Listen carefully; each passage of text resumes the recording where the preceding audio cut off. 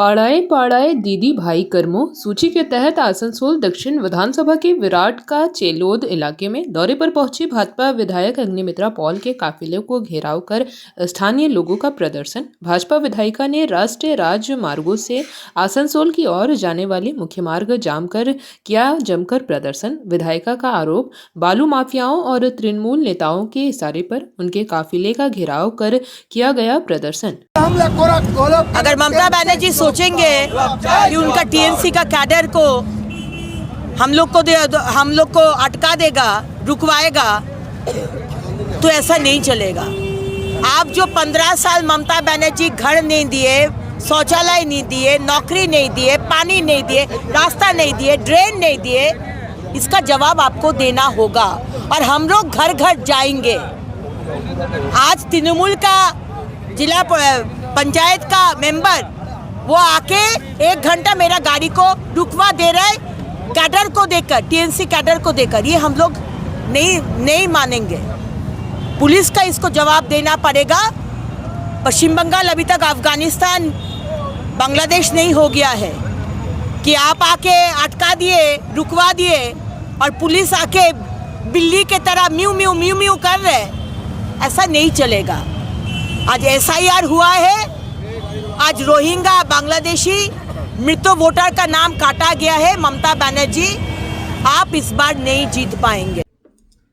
ছি ছি ছি ছি আজ এক নক্কারজনক ঘটনার সাক্ষী হয়ে থাকলো আসানসোল। যেভাবে বিধায়িকা অগ্নিমিত্রা পালকে যেভাবে নিগ্রহ করা হলো, যেভাবে তার সামনে তৃণমূল কংগ্রেসের নেতৃত্বে সমস্ত গ্রামের মানুষদেরকে উস্কিয়ে তাকে ঘিরে ধরে ঘণ্টা ডেরেক তাকে তার রাস্তা পথ অবরোধ করে তার সঙ্গে যে ঘটনা ঘটালেন, এই ঘটনার তীব্র প্রতিবাদ জানাচ্ছে এবং তার সঙ্গে জানাচ্ছি যে যারা যারা তৃণমূল কংগ্রেসের জড়িত এটার সঙ্গে তাদের প্রত্যেকের বিরুদ্ধে স্পেসিফিক কেস করতে হবে। সেখানে পুলিশ ছিলেন, পুলিশ নির্বিকার ছিলেন। পুলিশ থাকার পরেও মহিলা বিধায়িকা তাকে এতক্ষণ ধরে আটকে রাখা হলো। এটার জবাব চাই ভারতীয় জনতা পার্টি, আসানসোল সাংগঠনিক জেলা এটার জবাব চায়। এবং আমি জানাই যে এই ঘটনা যদি সঠিক বিচার না হয়, সঠিক শাস্তি না পান, তাহলে আমরা কিন্তু আরও তীব্র আন্দোলনের দিকে আমরা যাব। এবং আমার মনে হয় যে আমাদের বিধায়িকা যে বালি মাফিয়াদের বিরুদ্ধে যে আন্দোলন করছেন তারই ফলস্বরূপ আজকের ওনার উপর এই রকম নিগ্রহ। এই ঘটনা আমরা নজর রাখছি।